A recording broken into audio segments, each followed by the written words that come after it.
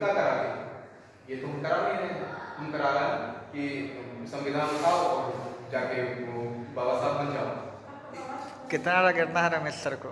तो इस तरीके से तो हमारा भला नहीं हो सकता, हमारा समाज बेहतर नहीं हो सकता है। हम चाहते हैं ना, हम मानसिक श्रम नहीं करना चाहते।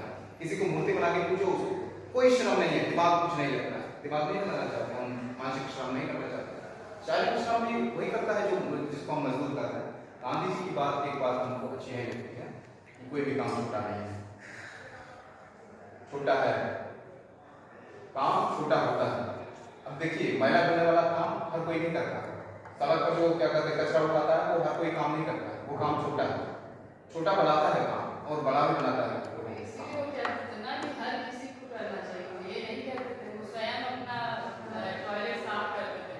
वो ठीक है, हमारी हीरोइन हेमा मालिनी का भी क्या कहते हैं कि काट लेती ना, धान काट ली कितना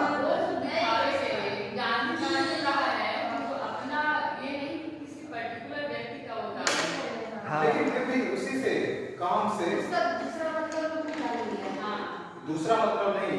बाबा साहब लिखे हैं श्रम विभाजन और जाति प्रथा, श्रम विभाजन और जाति प्रथा लेकर निबंध।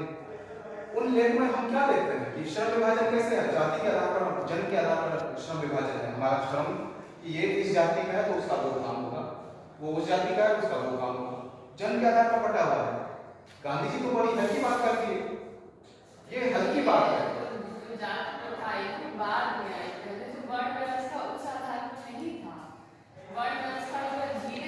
पहले कर्म के आधार पे था। हाँ, कब था कर्म क्या? वैदिक युग में।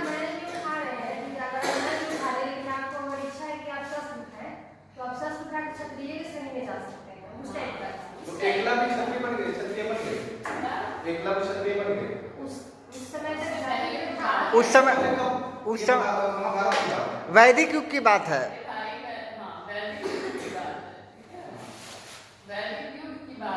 तो क्या कौन सा ऐसा उदाहरण है कि कोई जो क्षत्रिय नहीं था वो धनुष्मान उठा के क्षत्रिय बन गया? क्या उदाहरण? मतलब कोई उदाहरण बताइए जो दलित से क्षत्रिय बना हो, शूद्र से क्षत्रिय बना हो।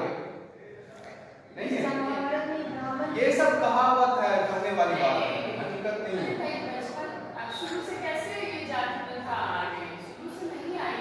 शुरू से तो कुछ भी नहीं रहा, धीरे-धीरे क्या हुआ कि वो जन्म के आधार पर एक कानून बना था हमारे देश में, एक कानून बना था। कानून की किताब कौन सी? मनुस्मृति में जो बात थी वो वही बात थी जो क्या कहते हैं कि जो हम लोग समझते हैं, जो जानते हैं कि श्रम विभाजन जो हुआ है वो जन के आधार पर हुआ, तो वो मनुस्मृति में हुआ था। उस किताब को जलाने का काम बाबा साहब किए थे कि नहीं ये किताब सही नहीं है, सही मार्गदर्शन नहीं कर रहा है, इनकी बात सही मार्गदर्शन समाज को सही दिशा नहीं दिखा रहा, ये गलत है, ऐसा नहीं होना चाहिए। यानी कि मनुस्मृति की कई बात बाबा साहब को अच्छी नहीं लगी, इसलिए उन्होंने 25 दिसंबर को पुस्तक जलाई गई किताब। तो हम बाबा साहब को केवल स्मारक में कर देंगे तो वो ऐसा नहीं है। बाबा साहब आग है, अगर जब हम ऐसे छूलेंगे, उनके विचारों को छूएंगे तो हम जलेंगे जरूर। वो कोई भी रचनाकार, कोई भी क्रांतिकारी शांत नहीं है, पानी नहीं है, वो आग है। उसके हम विचार को जानेंगे। भगत सिंह को जानेंगे, भगत सिंह को केवल हम 23 मार्च को जानेंगे तो कुछ नहीं समझ में आएगा, लेकिन उनके विचारों को जानेंगे तब से लगेगा कि नहीं, भगत सिंह बनना आसान काम नहीं है।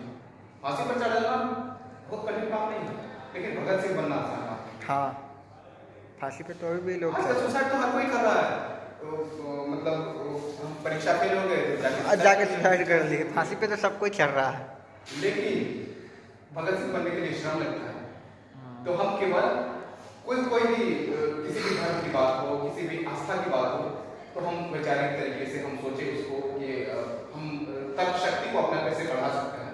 तार्किक रूप से हम जब सोचेंगे, किसी बात को देखेंगे, तो हमको लगता है कि हम बेहतर दिशा में जा सकेंगे। हम दंगाई नहीं बनेंगे, हम किसी के पीछे झंडा करने वाले नहीं बनेंगे, बनना भी नहीं चाहिए।